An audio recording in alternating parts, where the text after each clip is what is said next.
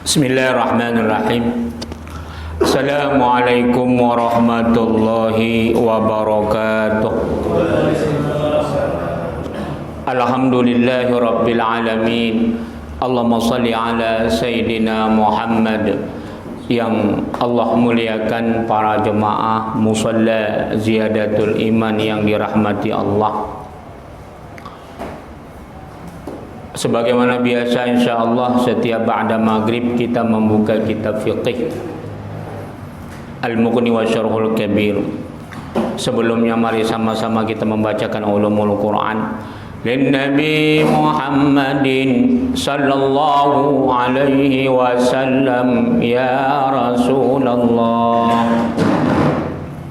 wa ala azwajihi wa alihi wa ahli baitihi wa dhurriyyatihi ajma'in wal awliya wa salihin wal anbiya wal mursalin wal malaikatil muqarrabin wa li abaina wa li ummahatina wa li jaddina wa li jaddatina wa li asatidina wa li muallimina wa li masyayikhina wa li jami'al muslimina wal muslimat wal mu'minina wal mu'minat al ahya'i minhum wal amwat, khususan li sahibil muallif kitab Al-Mughni wa Syarhul Kabir li Syekh Al-Imam Al-Allamah Ibnu Qudamah wa yalihi Asy-Syarhul Kabir li Syekh Al-Imam Ibnu Qudamah Al-Maqdisi wa nafa'ana bihima wal muslimina bi ulumihima wa bi ulumin jami'al ulama, amin ya Allah. Ya Allah ya Tuhan kami, anugerahkanlah keberkahan kepada kami di dalam majelis ilmu ini,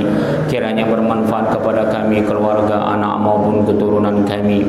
Jauhkanlah kami dari segala malapetaka, bencana, fitnah dunia maupun fitnah akhirat. Jauhkanlah kami dari segala kemurkaan-Mu karena kebodohan dan ketidaktahuan kami. Jauhkanlah kami dari segala cobaan yang tidak sanggup kami memikulnya. Ya Allah, ya Tuhan, jauhkan kami, anak dan keluarga kami dari segala gangguan, tipu daya muslihat, baik yang datangnya daripada golongan jin maupun manusia. Anugerahkanlah nikmat kepada kami, anak dan keturunan kami, menjadi imaman lil muttaqin, menjadi pemimpin bagi orang-orang yang bertakwa. Ya Allah, ya Tuhan, berikan pula keberkahan kepada seluruh orang-orang yang telah pernah berbuat baik kepada kami, khususnya mereka ya Allah yang ikhlas membantu perjuangan dakwah kami ini ya Tuhan. Tinggikan derajat mereka dunia dan akhirat bi barakati al-Fatihah. A'udzu billahi minasyaitonir rajim. Bismillahirrahmanirrahim. Alhamdulillahi rabbil alamin. Arrahmanir rahim. مالك يوم الدين إياك نعبد وإياك نستعين اهدنا الصراط المستقيم صراط الذين أنعمت عليهم غير المغضوب عليهم ولا الضالين آمين. Alhamdulillah, halaman 164 ya.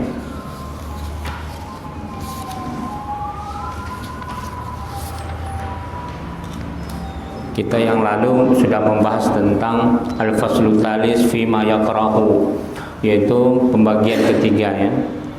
Fasal yang ketiga tentang berpakaian yang makruh. Kalau judul atasnya ma yakrahu min al-libasi fi shalah. Pakaian-pakaian yang dimakruhkan. Apa saja pakaian yang dimakruhkan ketika di dalam salat. Wa istihbab as-sutrah fiha, dan sunnah-sunnah menutupnya di dalam salat.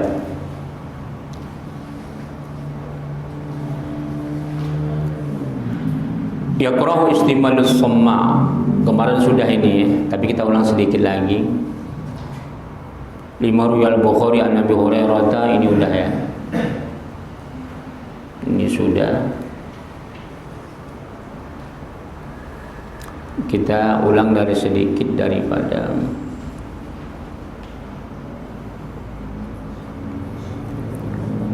kita ulang dari waqala ba'du ashab Syafi'i wa huwa yaltah bi thawbi thumma yakhruju yadayhi min qabla sadrihi, yaitu makruh kita berpakaian Kalau menurut pendapat sebagian daripada pendapat mazhab imam kita adalah yang dikatakan istimalus summa itu, kalau kemarin adalah dia membuat ujung daripada kainnya itu di bawah bahunya, ya, pundaknya yang kanan.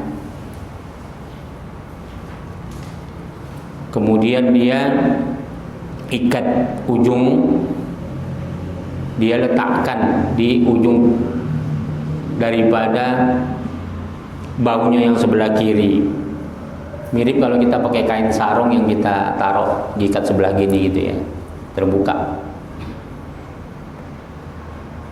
Tapi kalau menurut pendapat sebahagian daripada pendapat mazhab imam kita, Imam Syafi'i, katanya apa? Ayyal ta'bid thaw thumma yakhruju yadayhi.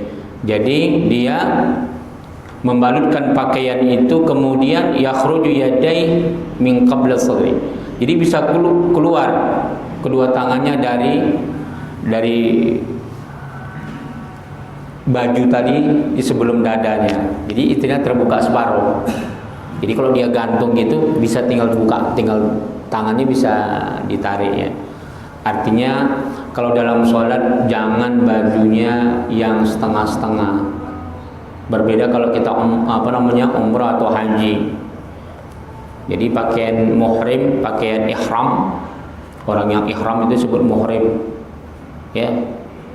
Tapi kalau yang satu darah yang diharamkan dinikahin itu bukan muhrim, namanya mahram, ya, disebut mahram. Tapi kalau kita kan di sini enggak muhrim katanya. Muhrim itu orang ihram, ya. Itu bukan muhrim katanya. Betul enggak? Salah. Jadi katakan muhrim itu orang yang ihram, yang berpakaian ihram. Jadi itu bukan mahram. Siapa yang mahram? Orang yang haram dinikahi. Wa qala Abu Ubaid istimalu summa 'inda al-'arab ay yastamil ar-rajul bi thawbihi, yaitu yang dia memakai, seseorang memakai pakaiannya tadi, yujallilu bihi jasadu kullu, yaitu dia membalut semuanya, yang meliputi pakaiannya itu membalut badannya semuanya, yaitu pakaian kebesaran. Itu mana istimalu summa juga. Tapi yang dimaksud di situ adalah baju luaran. Dia pakai baju dalam. Ini biasanya yang raja-raja ya, raja-raja Yunani dulu. Wala yarfa'u minhu janiban yakhruju min yadahu ka'annahu yadhabu bihi ila annahu la'allahu yusibahu shay'un yuridu al-ihtiras minhu fala yaqdiru alayh. Jadi tujuannya, kalau raja-raja, bangsawan-bangsawan Yunani dulu atau raja-raja dulu kan biasa pakaian tebal, pakaian dalam, pakai baju yang setengah dia, tapi sekedar untuk menjaga baju dalamnya supaya ini gitu, terhindar dari kotoran dan sebagainya. Ya hampir mirip saja, cuman hanya beda cara penggunaannya. Ya.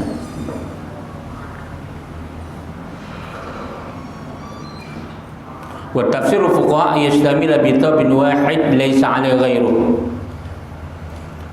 Dan ditafsirkan oleh para fuqaha yang dikatakan istimalu summa adalah yastamilu bi thawb, pakaian yang meliputi, dia meliputi badan tapi hanya satu helai, tidak ada lagi. Tsumma yarfa'u min ahadi janibai fayadha'u 'ala minkibai fayabdu minhu farjuhu. Jadi hanya satu helai saja dia pakaian dan terbuka. Dia bisa keluar seperti sebagaimana definisi mazhab Imam Syafi'i tadi. Hanya di ujung pundaknya saja. Udah. Itu katanya apa? Kalau seandainya itu diangkat, terbuka, nampak kemaluannya. Nah, jadi ada pakaian yang diperbolehkan tapi dia makruh gitu ya. Jadi jangan pakaian-pakaian yang satu helai.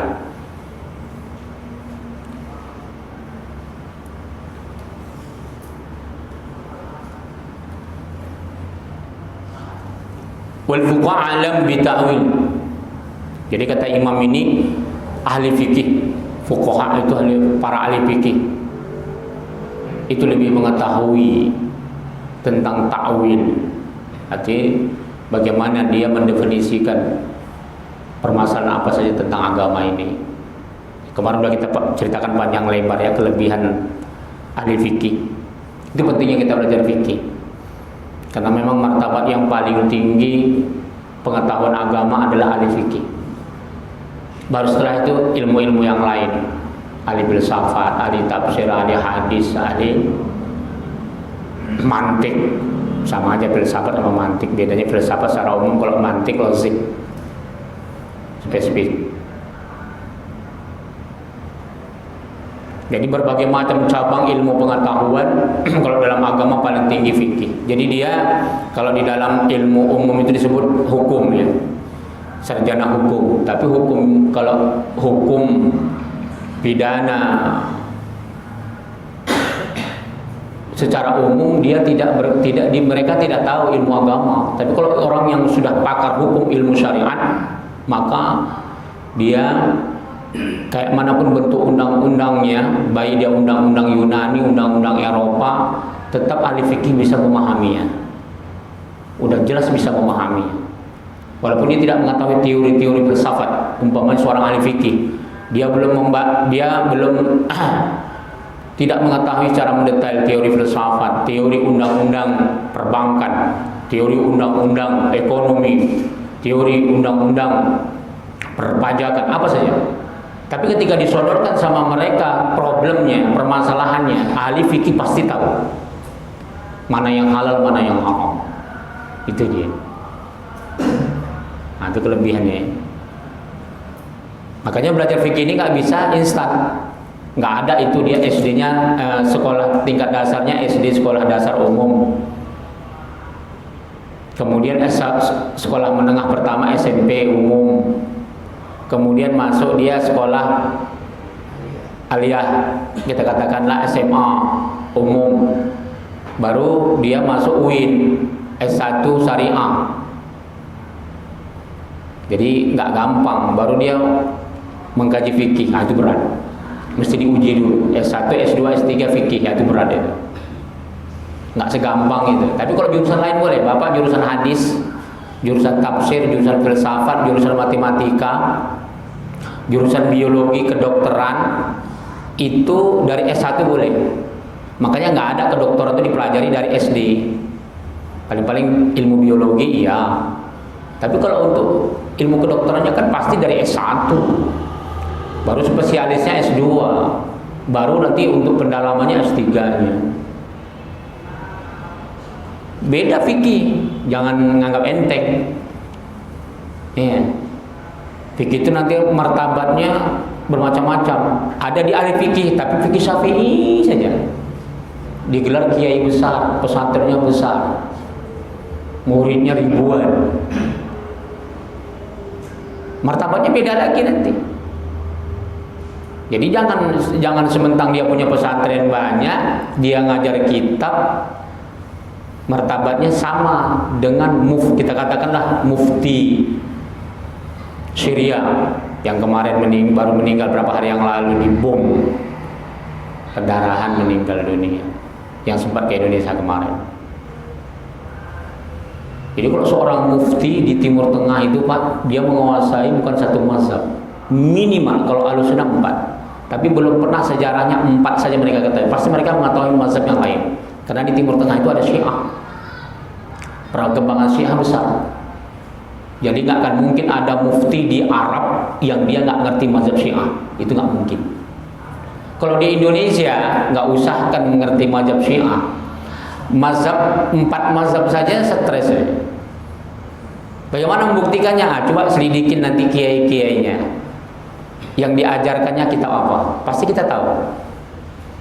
Hasyatani Qulyubi itu Syafi'i semua. Tulen satu mazhab semua. Tapi memang kalau kita mau mengajarkan di Indonesia ini dasarnya memang harus satu mazhab, nggak boleh campur-campur. Makanya anak kita di madrasah khassah kita nggak izinkan perbandingan mazhab, nggak boleh. Saya mengkaji fikih 12 tahun Pak, hanya Syafi'i di Indonesia. Walaupun tetap membuka buku perbandingan mazhab, tapi tidak boleh konsen. Harus konsen hanya satu mazhab. 12 tahun. Makanya anak-anak kita kalau besok mungkin kita bikin praktek belajar sholat, itu Syafi'i. Walaupun nanti ada campuran sedikit, itu sifatnya doruri. Sifatnya doruri. Bukan karena kesengajaan.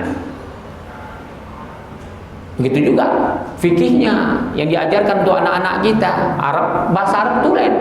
Anak kita ajarkan pakai bahasa Arab tulen, Pak. Di sini. Tapi nggak boleh perbandingan mazhab. Saya katakan sama gurunya, jangan pakai jangan terapkan perbandingan, nggak boleh. Jadi kuasai dulu satu mazhab. Nah itulah dia. Baru boleh kita baca kitab seperti ini. Ini pun mesti dipandu. Nggak bisa kita kasih kebebasan. Nanti kadang-kadang mendengar pengajian baru 1 hari. 1 tahun nggak pernah ikut pengajian. Akhirnya yang didengarnya pendapat yang gharib, yang ganjil. Itu yang diamalkan ya. Ya dari mana kau dapat? Nah, aku dengar ada ustaz itu begitu katanya. Padahal 1 kali dia baru datang. Sedangkan orang yang tiap hari datang saja pun banyak yang salahnya.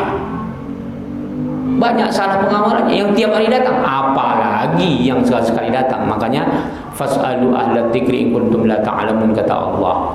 Kamu harus bertanya, kalau tak tahu jangan gengsi. Ya. Karena saya pun banyak bertanya.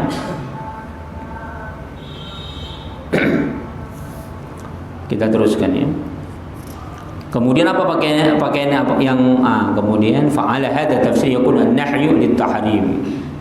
Jadi kalau seandainya pakaian tadi itu makruh hukumnya, kalau yang dia yang 1 helai dan bisa, ternyata seandainya dia mau pakai 1 helai, hukum asalnya makruh. Tapi kalau nampak kemaluannya, auratnya, bukan lagi makruh, haram ya.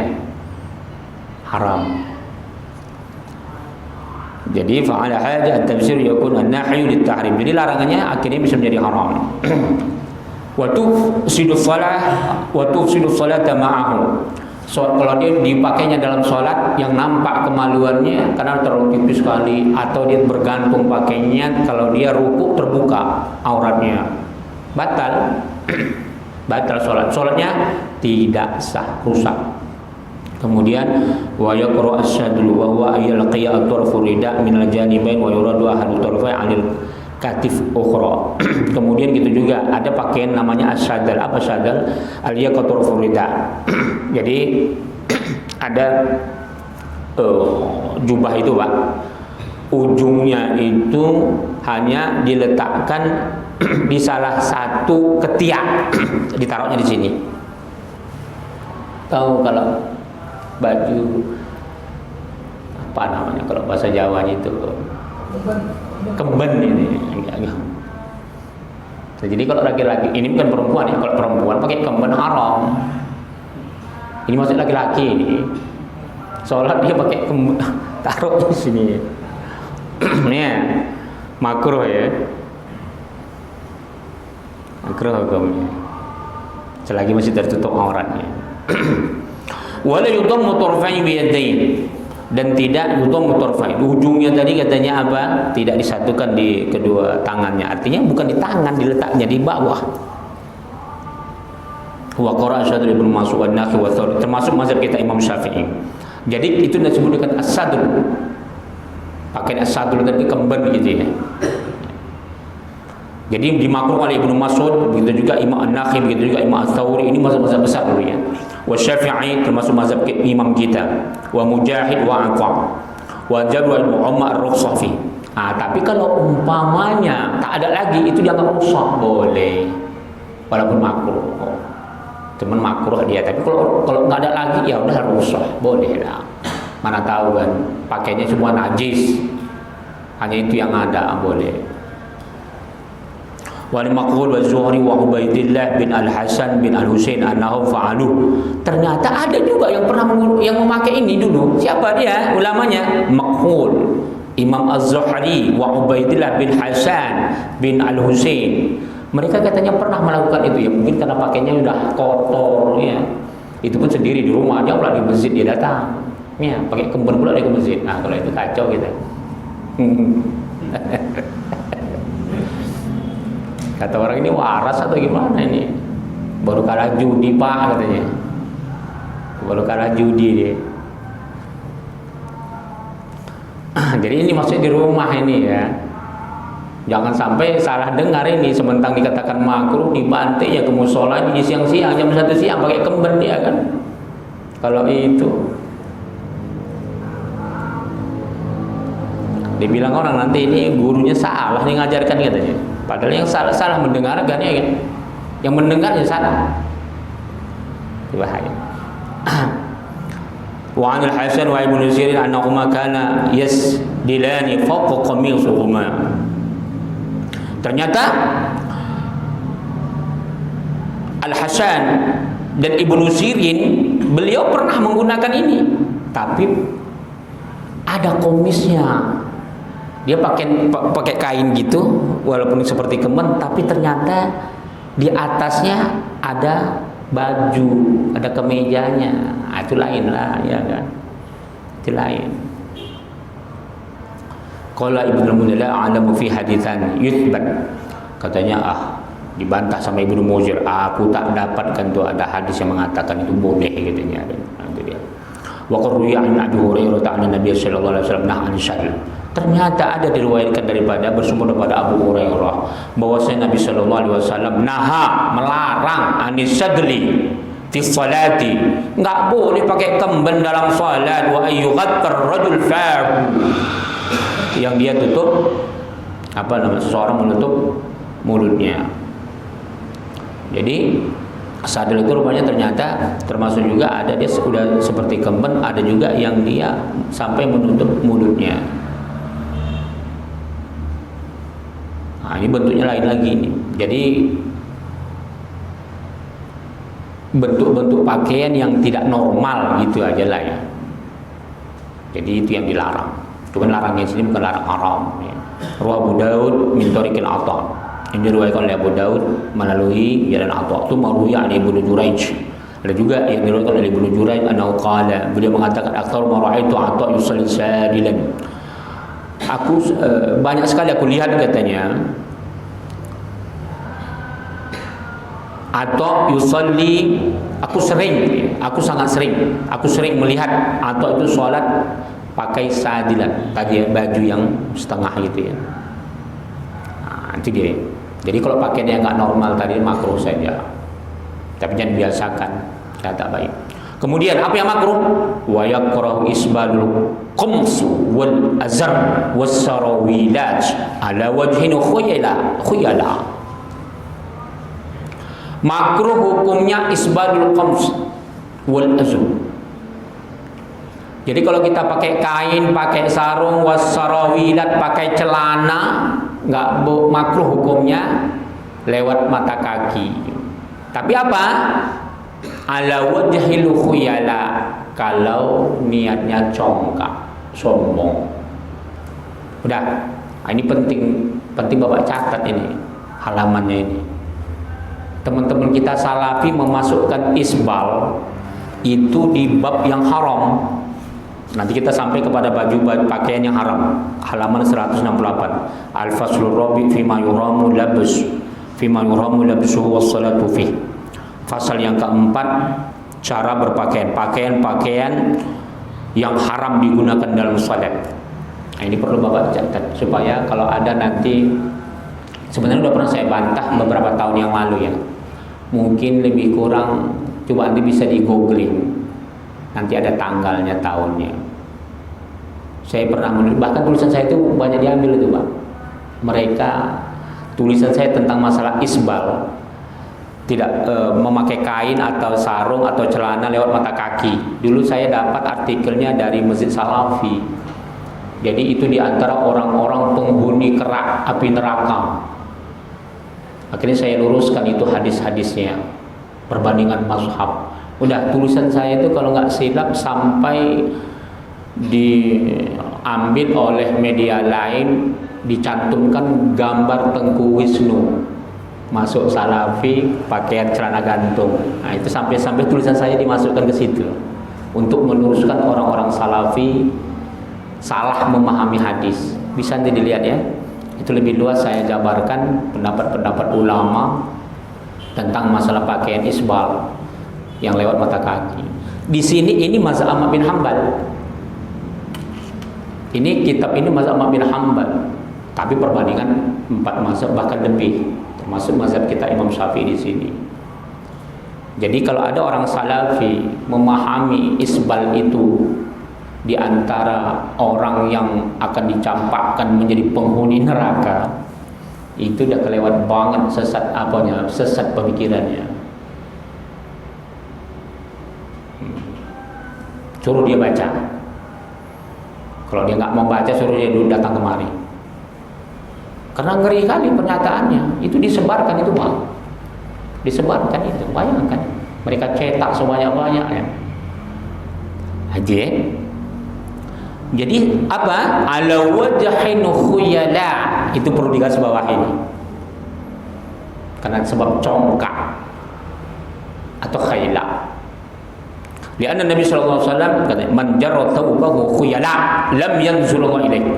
Barang siapa yang dia menjulurkan pakaiannya karena congkak, Allah tak akan memandang dia. Hadis ini riwayat Bukhari dan Muslim. Hadis sahih. Jadi karena congkak, bukan karena lewat mata kaki. Itulah ya. Jadi yang kita sayangkan begitu. Ya. Kalau hanya mereka nggak suka nggak apa-apa. Tapi kalau digolongkan ya kita penduduk orang yang dicampak penduduk keraknya neraka itu kan lain masalahnya. Iya. Muttafaqun alaih. Kita teruskan. Jadi dia ya. Wa ruya Abu Dawud an Ibnu Mas'ud qala, diriwayatkan oleh Abu Dawud bersumber dari Ibnu Sami itu Rasulullah sallallahu alaihi wasallam yaqul, man asbala izarahu fi salati khuyala, tengok, falaisa minallah. Barang siapa yang dia isbal lewat, dia sengaja pakai sampai mata kaki ketika di dalam salatnya, tapi khuyala karena congkak, falaisa minallah, maka Allah lepaskan dia. Jalla dzakarahu, artinya Allah tidak akan mengingatnya.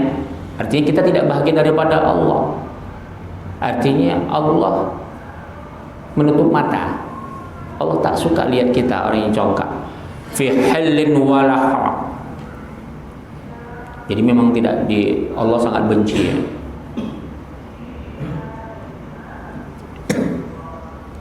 Jadi karena congkaknya. Jadi ini pakaian isbal termasuk di dalam bab makruh ya. Kita teruskan. Ini hadisnya 290. Hadis riwayat Abu Dawud, sanadnya sahih wa isnadu sahih. Jadi disebut di sini ya, fi halin wala haram falaysa minallah. Jadi hadis ini disebutkannya ini halal. Bukan berarti haram, kecuali kalau kena congkak ya, sebab congkaknya itu yang diharamkan, itu ya. Jadi isbal di sini dalam hadis-hadis Rasulullah tidak disebut haram, artinya yang lewat mata kaki, tidak disebut haram.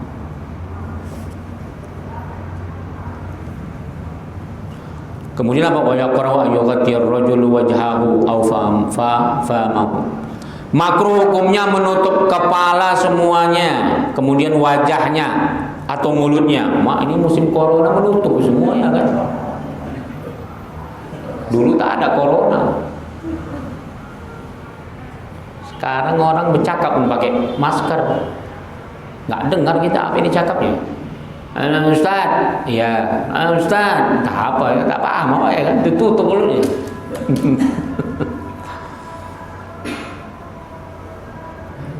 Kita pun nggak tahu orang itu senyum atau enggak kalau udah pakai masker kan. Nah ini maksudnya ke dalam kondisi normal. Dalam kondisi normal nggak boleh kita sholat itu ditutup kepala semua, mulut nggak boleh. Apalagi jidat. Kalau jidat nggak sah ya. Jidat itu diantara dahi nggak boleh ditutup. Mesti ada sedikit yang kena tempat sujud. Kalau tertutup tidak sah. Yang dimaksud di sini adalah yang dia jidatnya terbuka tapi kepalanya ditutup, mulutnya ditutup, kayak ninja itu lah. Tapi kalau ninja jidatnya ditutup ya kan, nah itu nggak boleh. Kalau ditutup jidatnya nggak sah sholatnya. Intinya. 5. Dzakarna min hadis, sebagaimana telah kami sebutkan bersumber daripada hadis berasal daripada Abi Hurairah, anna Nabiy sallallahu alaihi wasallam naha, sesungguhnya Nabi Muhammad sallallahu alaihi wasallam melarang ayyughattiyar rajul fahu. Tidak, Rasulullah melarang, enggak boleh dalam salat tutup mulut. Jangan tutup mulut. Tapi kalau dalam kondisi darurat, nah boleh ya.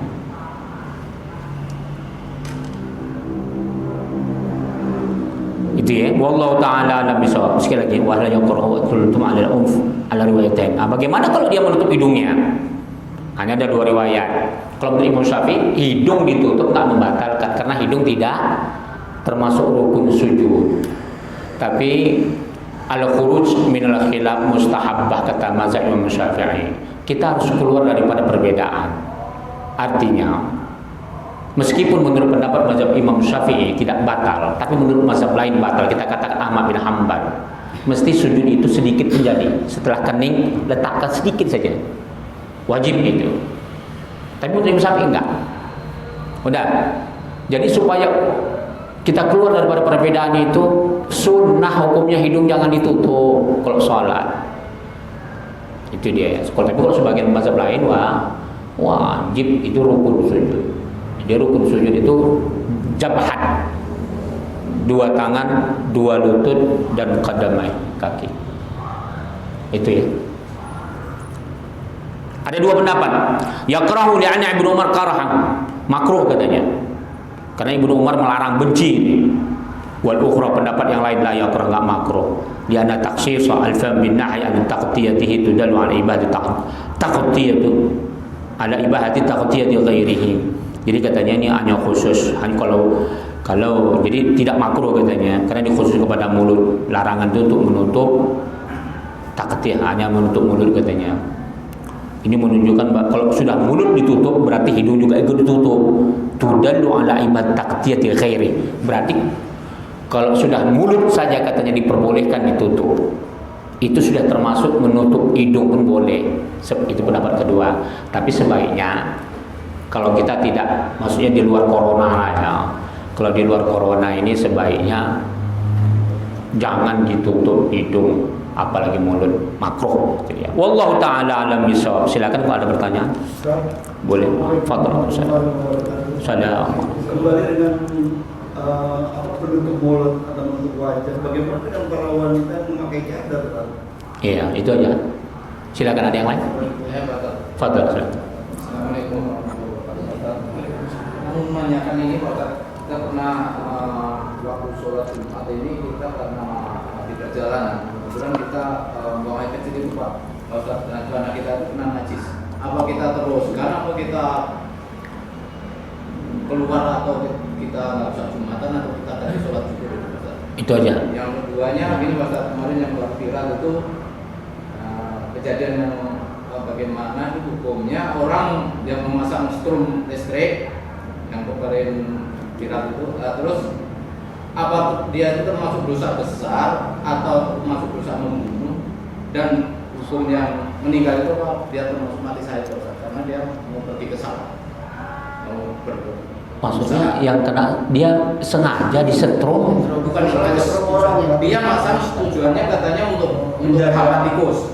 Tahu-tahu itu orang itu nggak tahu karena malam. Iya. Kabel itu. Iya. Itu meninggal sampai 4 orang. Iya. Nah, itu. Tapi yang meninggal bukan yang bikin. Bukan, orang lain yang bawa itu. Nah, terima kasih, Pak. Itu aja ya. Alhamdulillahirabbil alamin, nanti yang menyusulkan datang. Alhamdulillahirabbil alamin.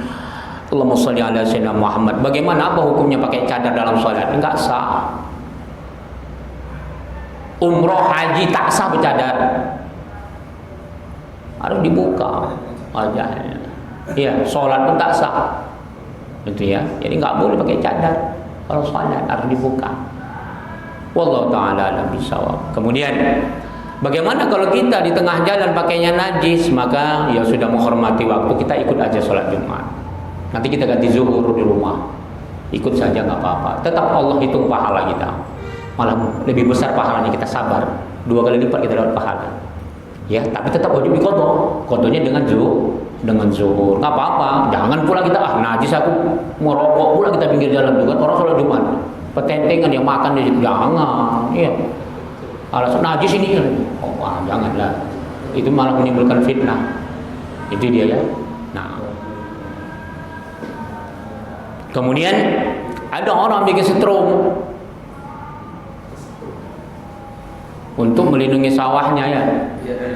Dari hama. Ini namanya al-qatlul khata'.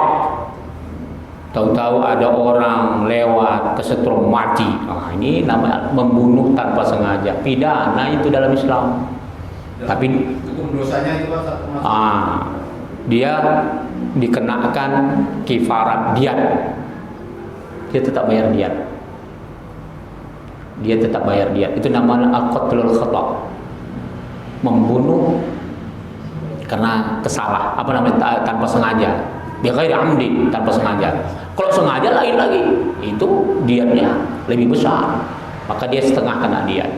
Dia wajib bayar diat. Jadi itu namanya membunuh tanpa sengaja. Tetap kena pidana. Jadi dalam Islam juga itu ada pidananya ya. Sama orang naik motor, naik mobil, nauzubillah. Mabuk dia, tabraknya nggak sengaja.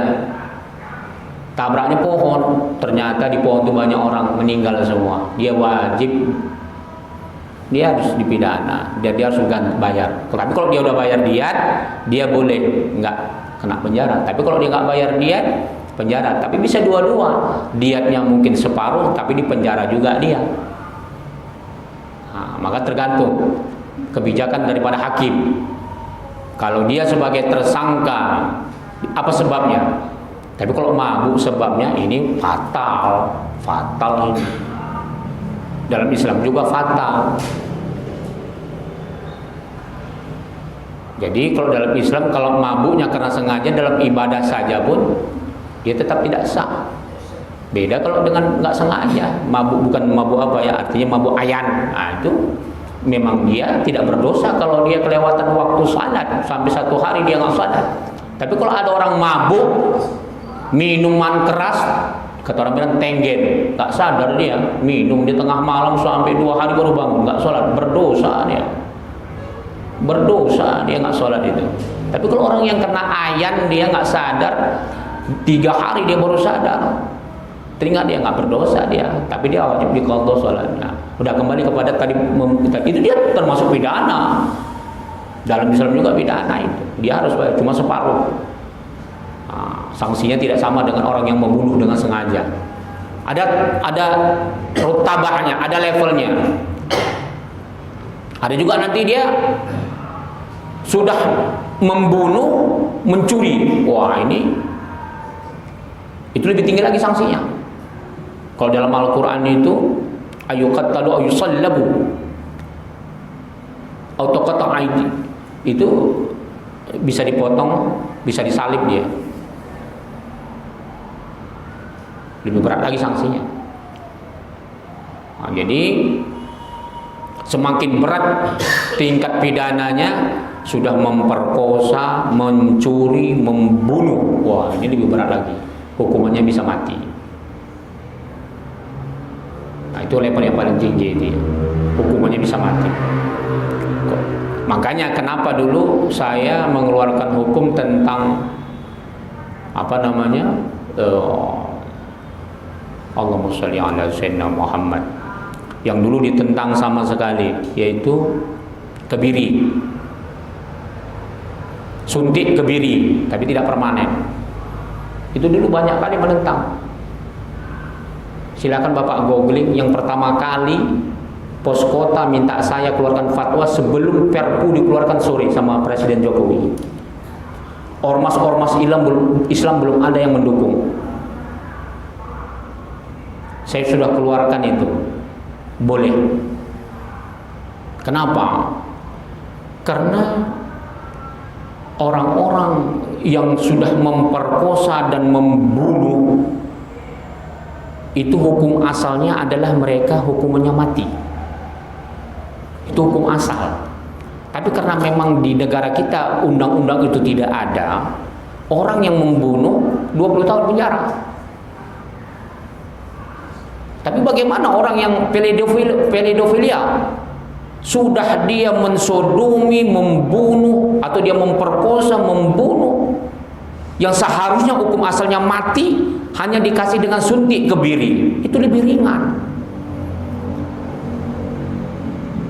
Udah, coba disediakan googling jam berapa, tanggal berapa, itu sebelum presiden mengeluarkan perpu. Itu ditentang, anggota DPR semua mayoritas menentang. Tapi akhirnya presiden keluarkan perpu. Perpu dikeluarkan, semua protes, tapi akhirnya setelah digodok, perdebatan di televisi setiap hari, akhirnya DPR nyerah juga, iya kan? Akhirnya disahkan. Sekarang jadi undang-undang pedofilia. Bagaimana nggak pantas dikebiri seorang anak SD di Palembang, Pak, diperkosa baru pulang sekolah, mayatnya dicampak di jurang. Wajar enggak mereka hanya 20 tahun penjara? Enggak wajar itu.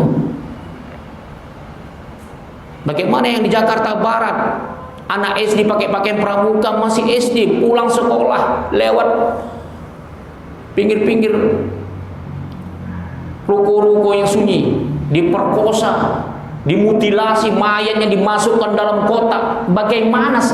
Terus terang saya itu dibawa sidang Dewan Fatwa, Pak, Al-Wasliyah tingkat nasional di Medan tahun 2016 kalau nggak silap. Lupa saya, kalau nggak silap 2016. Ditentang saya, Pak, nggak peduli saya. Ulama semua menentang saya, silahkan saya bilang. Kalau mau protes ya gugat aja ke MK. Kalau saya bertahan saya. Alhamdulillah jadi undang-undang sekarang itu. Yang dulunya ulama nggak, barulah muncul MU mengadakan boleh, barulah yang lain muncul. Wallahu a'lam. Apa dasarnya? Kalau dasar saya sangat kuat. Karena hukum asal orang yang seperti itu memang di dalam Al-Quran disebutkan mereka bahkan disalib, bahkan dipotong tangannya. Ayuqattalu aw yusallam. Bayangkan, itu bahasa Allah itu. Tapi kan nggak akan mungkin di Indonesia kita potong tangan orang, kita salib orang gara-gara memperkosa dan membunuh. Itu nggak ada undang-undang di dunia. Ada tawaran yang lain, suntik kebiri. Suntik kebiri tidak permanen, ya kan? Nggak permanen itu. Hanya sekian tahun nanti dia akan pulih lagi. Walaupun nanti ada, menurut penelitian kedokteran katanya saraf-sarafnya ada yang cacat. Nggak apa-apa cacat. Dan memang untuk apa lagi hidup kayak gitu? Nggak perlu lagi hidup begitu. Anak SD diperkosa, dibunuh, dimutilasi. Allah la ilaha illallah. Itu dia ya.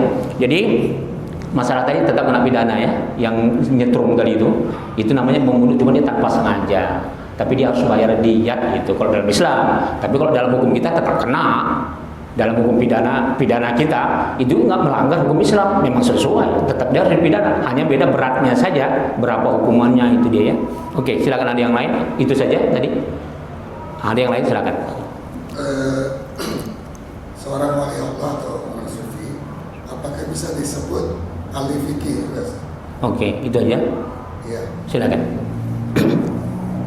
Nyambung tadi penjelasan Ustaz mengenai tindak kejahatan dan hukumnya yang cukup berat tadi, langsung membunuh segala macam. Bagaimana statusnya? Afan Ustaz, misalnya kita lihat kasus sahabat Rasulullah Sayyidina Umar sebelum masuk Islam, kita tahu riwayatnya beliau sangat sadis ya, membunuh anak perempuan dan lain sebagainya. Bagaimana hukumnya dalam Islam? Apakah yang belum masuk Islam itu dimaafkan? Itu aja ya. Alhamdulillah Rabbil Alamin. Jadi kalau sempat silakan ada yang lain. Pertanyaan pertama adalah, apakah wali Allah itu ahli fikih? Subhanallah. Mayoritas wali Allah ini, Pak, kitab kita nih, Pak, ini murid dekat daripada Syekh Abdul Qadir Jailani. Bahkan Imam Ibnu Qudamah, dan kemanakannya ini, Imam Ibnu Qudamah ini pernah saking dekatnya satu rumah sama Syekh Abdul Qadir Jailani, sama-sama wali Allah. Ini wali Allah, tapi martabat Syekh Abdul Qadir wali kutub. Yang kita baca ini Pak, ini kitab wali Allah nih Pak. Dia belajar sama wali Allah Syekh Abdul Qadir Jailani. Jadi kalau Bapak silakan nanti cari di mana-mana kitab wali Allah, di antaranya Bapak lah yang baca kitab wali Allah nih. Yang kita baca itu fikihnya lagi malah yang lebih tinggi levelnya dibandingkan selawat-selawat. Jadi Syekh Abdul Qadir Jailani itu dia punya kitab fikih. Saya punya kitabnya tentang fikih, masalah bab salat. Saya terkejut. Saya dulu nggak tahu mazhabnya. Ketika di Mesir saya beli bukunya kan bab salat. Saya buat, ini lain pemahamannya. Ternyata mazhab Ahmad bin Hanbal rupanya. Dulu saya waktu pertama kali belum paham. Jadi setelah saya teliti, rupanya mazhab Ahmad bin Hanbal. Karena prakteknya dalam ibadah salat tak sama dengan mazhab kita, berbeda. Dan mayoritas ya, saya sebut banyak kalau mau kita sebutkan siapa saja wali-wali Allah kita katakanlah jadi kalau wali Allah itu siapa yang dikatakan wali? Kalau Imam Syafi'i dan Imam Hanafi mengatakan apa? Kalaulah bukan ulama itu wali Allah, kalaulah bukan ulama itu wali Allah, maka aku tak akan mengakui Allah itu waliku. Paham? Begitulah kerasanya. Jadi kalau sudah wali Allah tuh nggak ada yang juhala, nggak ada yang. Kita katakanlah Imam Junaid, kita katakan Imam Syairozi, kita katakanlah Syekh Jalal Al-Mahalli yang kita khatamkan, Syekh Jalal As-Suyuti, Syekh Jalal Al-Mahalli itu gurunya. Maka disebut Jalalain. Tafsir Jalalain itu dua jalan. Imam Jalal As-Suyuti itu wali Allah, disaksikan ulama-ulama kewaliannya luar biasa. 6 langkah beliau berjalan tiba-tiba hilang. Itu disaksikan murid-muridnya yang di India. Akhirnya mereka catat peristiwa itu. Ketika datang teman mereka dari Makkah terkejut, nggak mungkin katanya. Sedangkan pada tanggal, bulan, hari yang Anda catat kami belajar sama beliau di Masjidil Haram. Ternyata Syekh Jalal As-Suyuti rindu dengan muridnya. Detak waliullah, detak seorang wali itu makbul diberikan Allah. Bisa dia jumpa, tapi itu sebentar, baru 6 langkah hilang. Artinya banyak ciri-ciri wali Allah itu yang amr khariqun lil aadah, peristiwa yang di luar kebiasaan.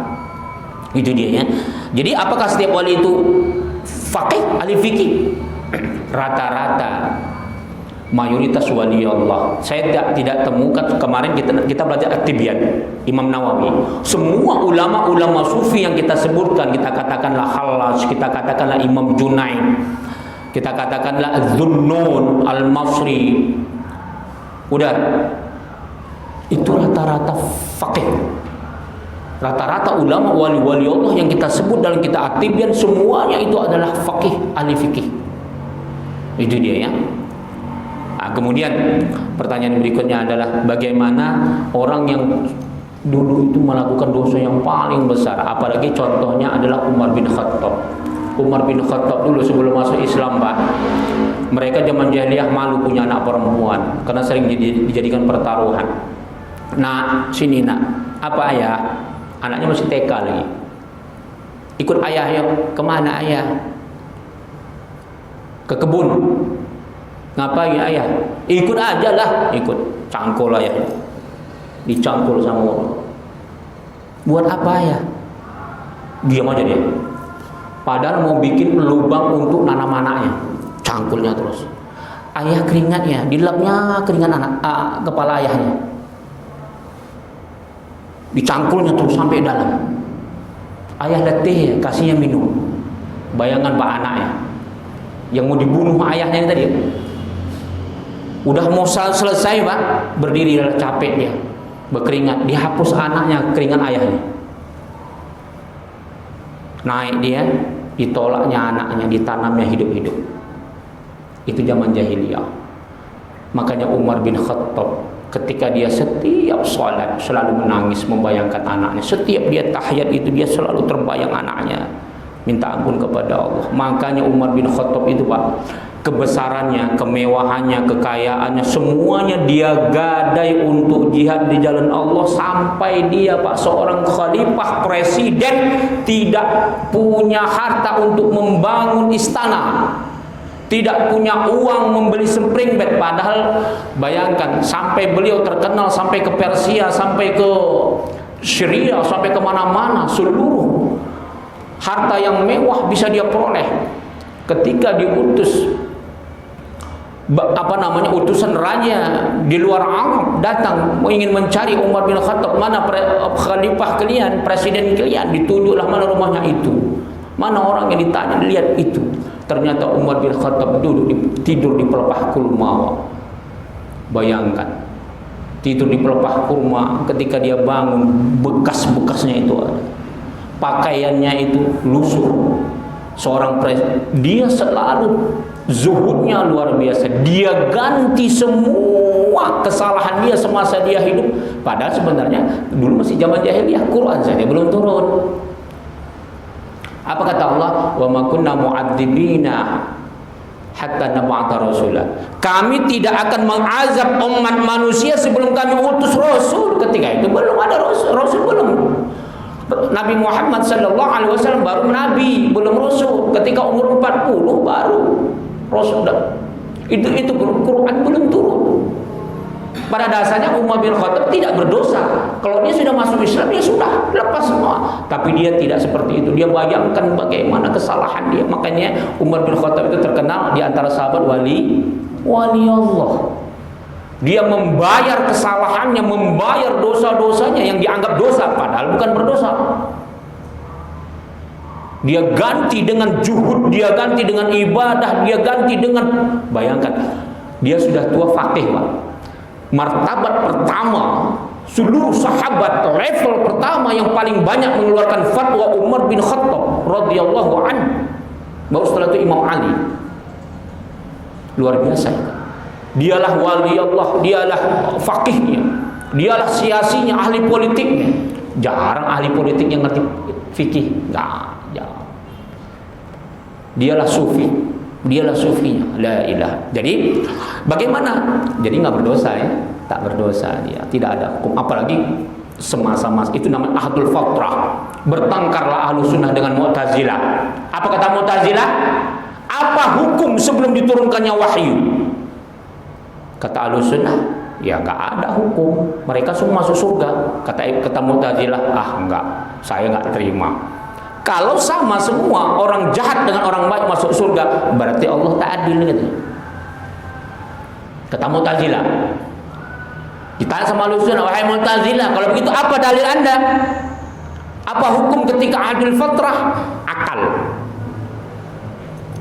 Akal itulah yang menjadi hukum sama dia. Apabila akal itu baik, maka baiklah ganjarannya. Apabila menurut akal dia buruk, maka buruklah sama dia. Masa dulu ada penyair Pak, namanya Nabiqah dengan Imri'il Qais. Nabiqah seorang penyair jahiliyah sebelum datang Islam, luar biasa solehnya. Imri'il Qais seorang penyair hebat tapi kurang ajar sifatnya, tukang mabuk, memperkosa, membunuh. Udah, apa kata Mu'tazilah? Masa dua-dua sama masuk surga? Apabila menurut akal dia buruk, maka dia masuk neraka. Apabila menurut akalnya baik, dia masuk surga. Nah itu dia. Sebagaimana Al-Quran disebut, wa alaysa lil insan illa ma syaa. Tidak diperoleh seseorang itu kecuali apa yang diusahakannya. Nah itu dia. Jadi kalau Ahlussunnah wal Jamaah berpegang kepada ayat tadi, wa ma kunna mu'adzibina hatta nab'atha rasulah. Kami tidak akan mengazab seseorang sampai kami utus mereka rasul, seorang rasul. Wallahu taala a'lam bissawab. Al-Fatihah. Bismillahirrahmanirrahim. Alhamdulillahirabbil alamin arrahmanir rahim maliki yaumiddin iyyaka na'budu wa iyyaka nasta'in shiratal mustaqim shiratal ladzina an'amta 'alaihim ghairil maghdubi 'alaihim waladdallin amin. A'udzu bisyaitonir rajim. Bismillahirrahmanirrahim. Allahumma ya hadzal majlis barakatan wa barakah wa ba'in alaina fitnatan minad dunya wal akhirah walhamdulillahirabbil alamin. Assalamualaikum warahmatullahi wabarakatuh.